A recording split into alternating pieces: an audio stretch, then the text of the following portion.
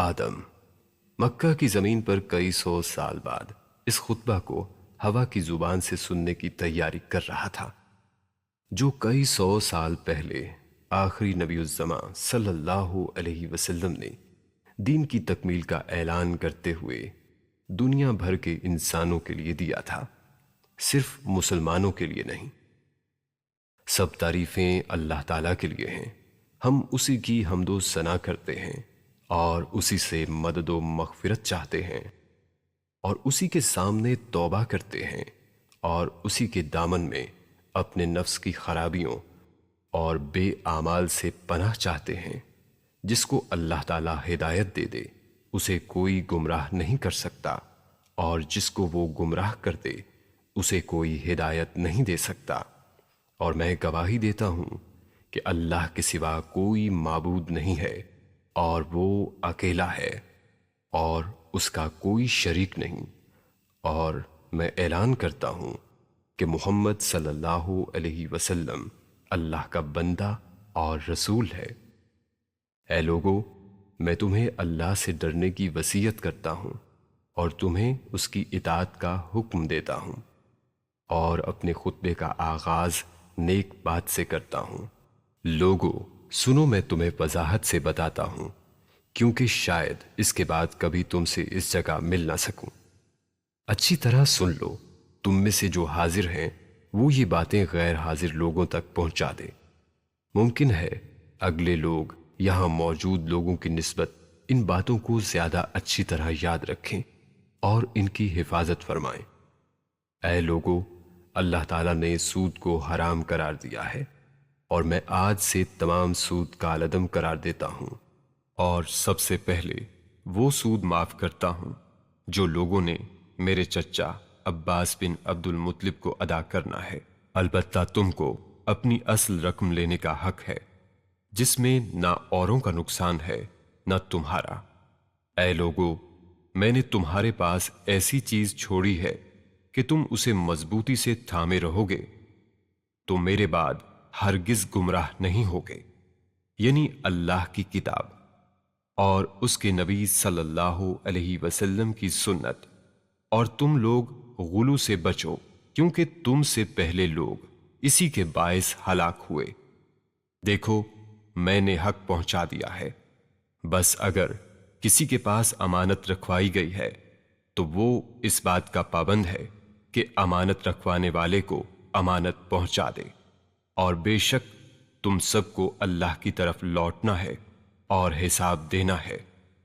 اے لوگو، عورتوں کے معاملے میں اللہ سے ڈرو، تم نے اللہ کو گواہ بنا کر ان کو حلال کیا اور انہیں اپنی امان میں لیا ہے۔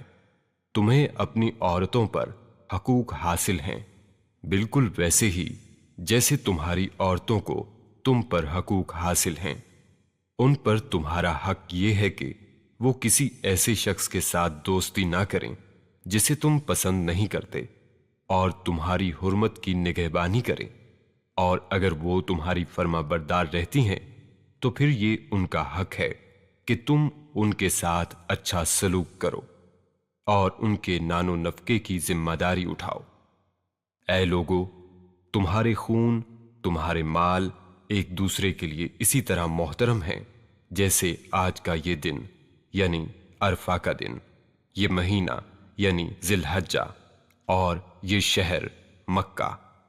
خبردار، زمانہ جاہلیت کی ہر رسم اور طریقہ آج میرے قدموں کے نیچے ہے، اور جاہلیت کے خون معاف کر دیے گئے ہیں، اور پہلا خون جو میں اپنے خونوں سے معاف کرتا ہوں وہ ابن ربیعہ حارث کا خون ہے۔ دیکھو، میرے بعد گمراہ نہ ہو جانا کہ پھر ایک دوسرے کی گردنیں مارنے لگو۔ اے لوگو، نہ تو میرے بعد کوئی نیا پیغمبر یا نبی آئے گا، نہ تمہارے بعد کوئی نئی امت۔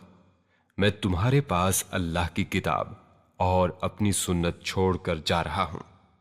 اگر تم ان پر عمل کرو گے تو کبھی گمراہ نہیں ہوگے، اور شیطان سے خبردار رہو، وہ اس بات سے مایوس ہو چکا ہے کہ اس زمین پر اس کی پرستش کی جائے گی، لیکن وہ اس بات پر راضی ہے کہ تمہارے درمیان فتنہ و فساد پیدا کرتا رہے۔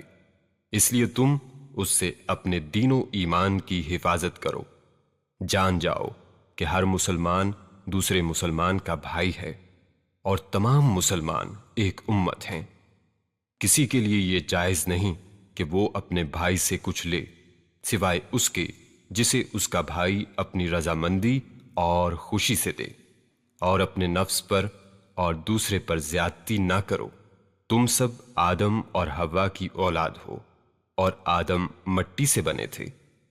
کسی عرب کو اجمی پر اور کسی اجمی کو عربی پر، کسی گورے کو کالے پر اور کالے کو گورے پر کوئی برتری حاصل نہیں۔ برتری اگر ہے تو صرف تقویٰ کو، اور اپنے غلاموں کا خیال رکھو، اور جو تم کھاؤ اس میں سے ان کو کھلاؤ، اور جو تم پہنو اسی میں سے ان کو پہناؤ۔ اور اگر وہ ایسی خطا کریں جو تم معاف نہ کرنا چاہو تو انہیں فروخت کر دو، لیکن کوئی سزا نہ دو۔ خوب سن لو، اپنے پروردگار کی عبادت کرو، 5 وقت کی نماز قائم کرو، رمضان کے روزے رکھو، اپنے مال کی زکوٰۃ خوشی سے ادا کرو، اپنے حاکم کی اطاعت کرو چاہے وہ ایک ناک کٹا حبشی ہی کیوں نہ ہو، اور اسی طرح اپنے رب کی جنت میں داخل ہو جاؤ۔